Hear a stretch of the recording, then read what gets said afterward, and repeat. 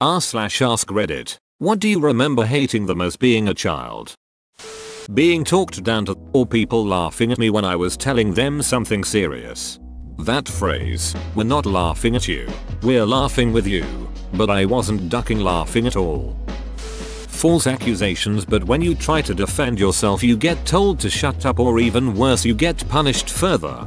I still get unreasonably mad when I'm falsely accused of anything because of the built-up trauma of having to endure so much of that in my youth. My mother would be furious because I dared to get angry for being falsely accused, just because she couldn't handle not being right. In the resulting shouting match she'd often call me a cancerous, ungrateful piece of shit. If I got lucky she'd also throw hard objects at me or slap the daylight out of me. Living in a house with just one bathroom and so many people, seemed like someone was always using the toilet or the shower when others needed use of the room. That's why you just go use whatever is available at the same time. I did this. I was the only girl in my siblings. We seemed to have a trust in each other not to peek when one of us was showering. To this day, all but my dad still leaves the door unlocked when we shower, just so anyone who needs to wash their hands or use a mirror can. For me, always just made sure my eyes was open and ready to spray anyone who decided to open the curtains of the bathtub or glass door to the shower box. I think all the kids did this. I remember when my brothers as a kid when my mom woke us all up to go pee in the middle of the night. Two of my brothers just peed at the same time in the toilet. Saves a flush anyways, and they were both boys. I'm surprised you weren't the one that locked the door considering you're the only girl. Not getting explanations for things I asked about. My parents and extended family were good-hearted people, but none of them were very intellectually minded or patient. So when I had questions about how things in the world were supposed to work or operate, the answers were frequently unsatisfying, ranging somewhere between "because it just does" to "I don't know," and "I don't know" was sadly never followed up with "but let's find out." This right here, I was so inquisitive and having no access to answers infuriated me. I remember getting really pissed at my mom once. After asking a series of questions and getting only "I don't know" in response, I finally sighed and said, "Wow, you don't know anything." Needless to say, that was an ass whooping I did not soon forget, and it taught me to stop asking questions. Then a few years later we got Google. That my feelings didn't matter. If I was feeling anything other than happy, I had to get over it. If I was crying, I was ordered to stop or get something worth crying over. I hate as an adult now, seeing other adults ask a kid what is wrong. Kid opens up and then the kid gets made fun of for it being a stupid reason. Then poor kid gets drilled about how they don't know what a hard life is. They're dramatic, etc. I hate that shit. Oh, you have an important test? Just wait until you're an adult and you're faced with real problems. Not doing well on a test can lead to real consequences. Being held back. Being punished at home. Being 4 feet 3 inches with the voice of a tuba. This made my day. The cruelty of other kids. +1 for that, mate. Sorry you experienced it as well. It got better for me. Hopefully for you too. Family gatherings. Had a large extended family as an Indian and there were gatherings and functions almost every week. Coming of age, housewarming, marriage, first birthdays called for gatherings between 100 2000 people. You had to dress up and meet people that apparently cleaned your snot as a baby expecting you to remember that they did so. It was horrid. Kinda miss it now though.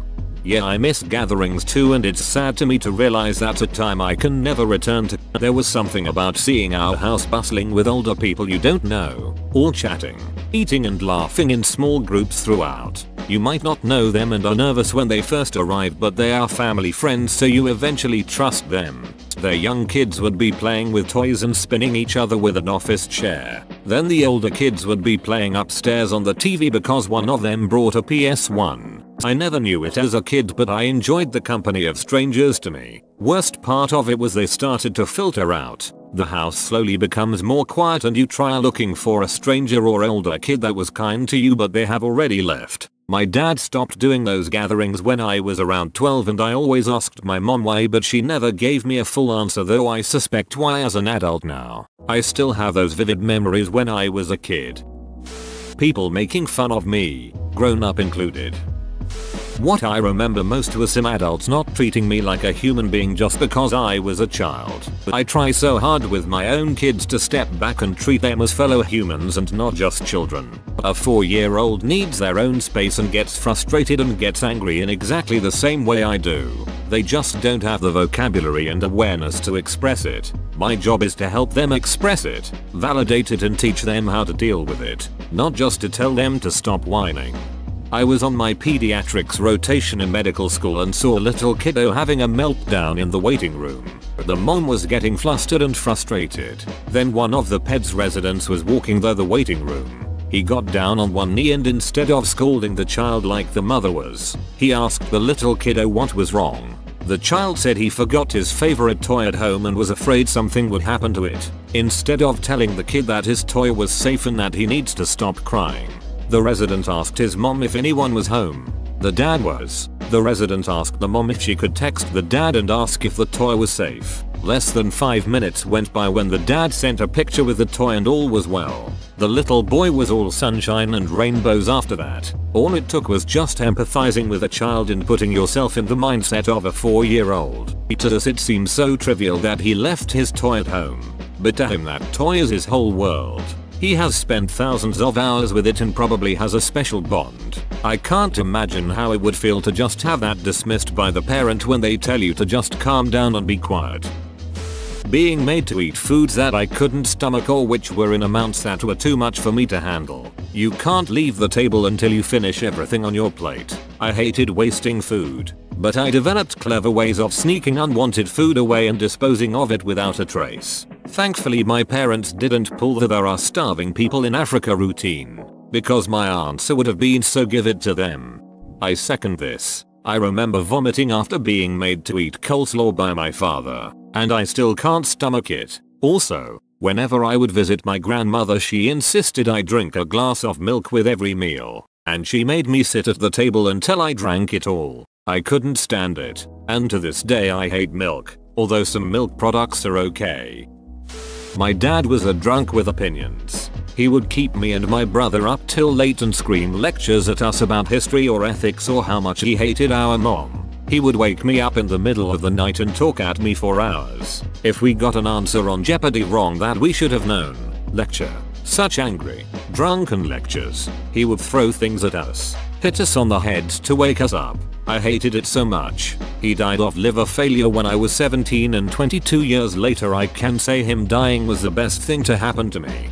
Nowhere near as traumatic, but my stepfather was heavily verbally and physically abused by all his family members save one, and never got counseling or therapy for any of it obviously. There were way too many times I, as a child under the age of 14, got into a screaming match with my stepfather that I didn't want to be in and had no idea why he was yelling and could only be heard by yelling as loud as he was while trying to ask what I had done wrong.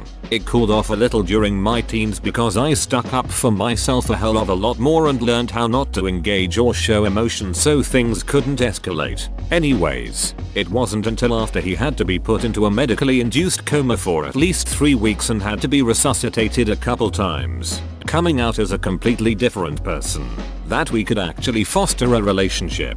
Before that, I initiated zero contact a year before until he went into rehab and got therapy. That hospitalization was the worst thing to ever happen to him, but the best thing to happen to us.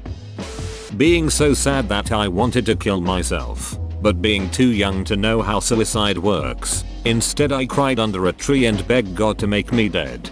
We had a neighbor and her sister over. The younger sibling was hitting me with a belt, which sounds bad but it was very soft. Didn't hurt at all and just made a funny noise. Of course it made me mad so I grabbed the belt and slapped her with it. Had a massive welt on her back. The mother showed me the next day and I felt so bad I was gonna commit suicide by shoving a pencil through my chest. Prob wouldn't have worked anyway. A child's remorse is greater than most adults. Children can't understand what their emotions are or what they mean.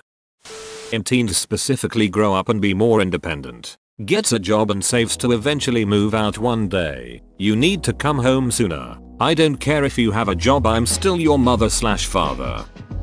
The lack of freedom. I wasn't allowed to do a lot of things that I wanted to.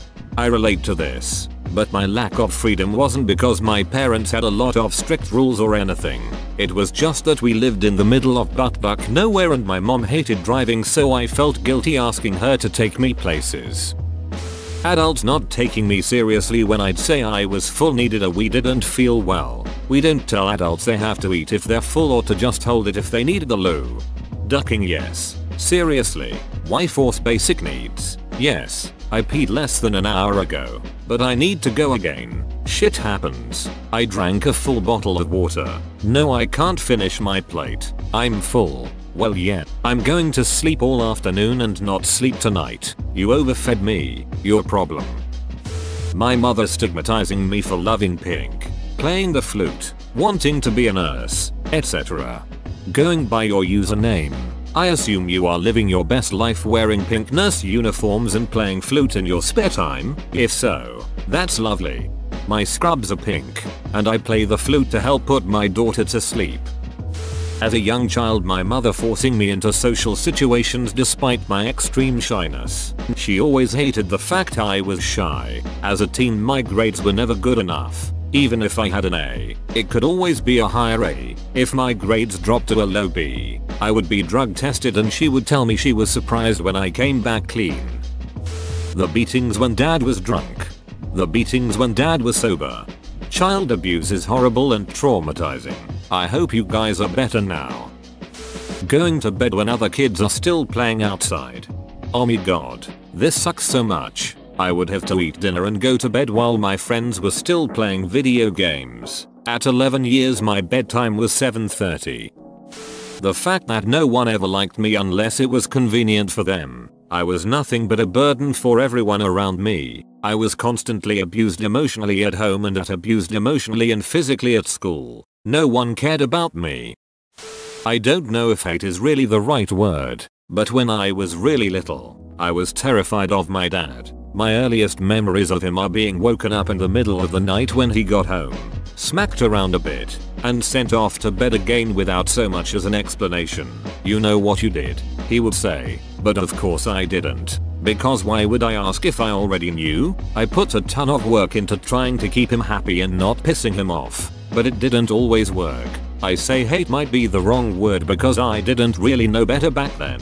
I didn't start hating him until I met kids and parents that had better relationships, which wasn't until high school. Until then, that was just how it was and I didn't really question it.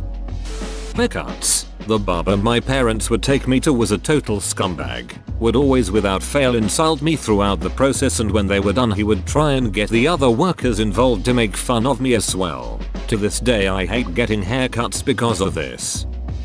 Having to spend weekends either babysitting my twin brother as early as 6 or doing hard work around the house cabin and not having fun like most kids do. My family has a cabin that I've never fished, swam or boated much, if any, at. I've never played in a play area at a fast food place because I had to sit at the table and make sure no one tampered with or threw away our food while my brother played.